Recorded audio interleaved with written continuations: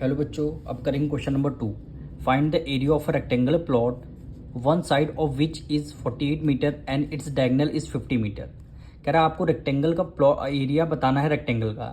तो फॉर्मूला क्या होता है? Length multiply breath. और आपको इस बार डायग्राम में डायगोनल गिवन है 50 मीटर और एक साइड गिवन है। तो हमने ये सबसे पहले डायग्राम बनाया हुआ है।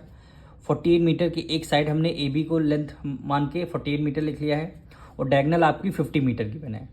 तो हमको फॉर्मूला लगाने के लिए लेंथ मल्टीप्लाई ब्रेथ चाहिए। लेंथ तो पता है, हमें ब्रेथ नहीं पता है। तो हम यहाँ पे कौन सा यानी यहाँ पे पाइथागोरस थ्योरम लगा के यहाँ पे हम ब्रेथ को पता लगाएंगे। अब ब्रेथ जब ब्रेथ हमारी आ जाएगी तो हम लेंथ मल्टीप्लाई ब्रेथ कर देंगे। तो सबसे पहले यहाँ पे हमें ये ब्रेथ है तो ब्रेथ को हमें लेट करना पड़ेगा। तो लिखेंगे let the breadth be x. Breadth को हमने क्या लेट कर लिया? एक्स लेट कर लिया। बी सी क्या हो गई? हमारी ब्रेथ हो गई। अब हम इन ट्रेंगल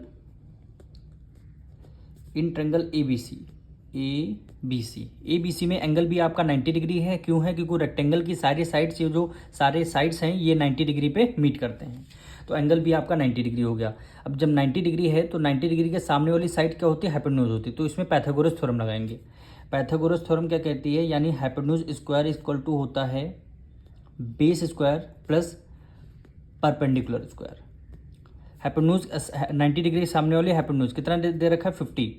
तो हाइपोटेन्यूज 50 आ गया, स्क्वायर लगा है तो हमने यहाँ पे स्क्वायर लगा दिया। बेस आपको कितना गिवन है? ए बी 48 मीटर यानी 48 स्क्वायर लगा है तो हमने स्क्वायर लगा दिया प्लस परपेंडिकुलर यानी बी सी साइड कितनी हमें एक्स गिवन है तो हमने एक्स का स्क्वायर कर दिया।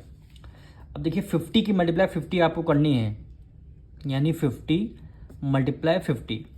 5 की मल्टीप्लाई 5 से करेंगे, 5 5 से 25, एक जीरो ये यानी 00 यानी कितना आ गया? 2500 आ गया।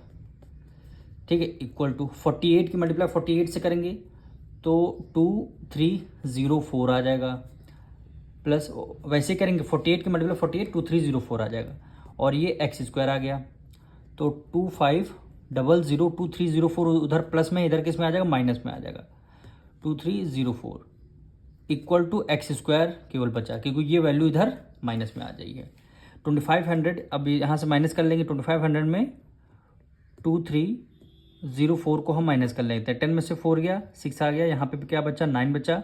1 कैरी रहे, 4 में से 3 गया 1, 196 इक्वल टू एक्स स्क्वायर हो गया। इधर से स्क्वायर हटेगा, इधर लग जाएगा अंडर रूट यानी 196 इक्वल टू एक्स हो जाएगा। अब 196 के नंबर का स्क्वायर होता है 14 का। अब जो जैसे स्क्वायर रूट आपको नहीं आते हैं तो यहाँ पे हम लिख लेंगे 196। इसके हमें फैक्टर्स निकालने हैं। 2 से करेंगे 2 9 जा 18, 9 टाइम्स का 2 9 जा 18, 1 कैरी गया 2 8 जा 16 हो गया। फिर 2 से करते हैं 2 4 जा 1 कैरी गया 2 9 जा 18। 49 किस टेबल में है? 7 की टेबल में आता है। 7 7 जा 49, 7 1 जा 7। अब पेयर बनाएंगे। स्क्वायर रूट में हमेशा पेयर हम बनाते हैं। 2 का पेयर बन गया, इधर 7 का पेयर बन गया।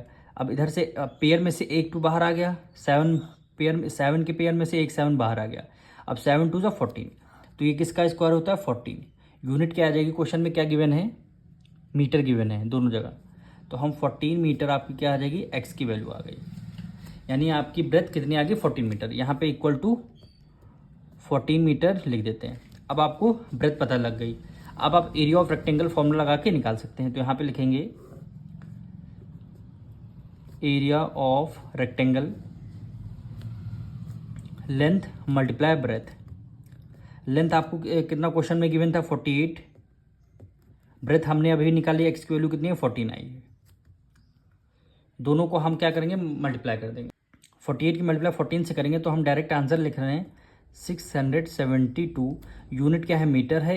एरिया हम जब भी निकालते तो हमारा स्क्वायर में आंसर आता। यही क्या हो गया? हमारा आंसर हो जाएगा।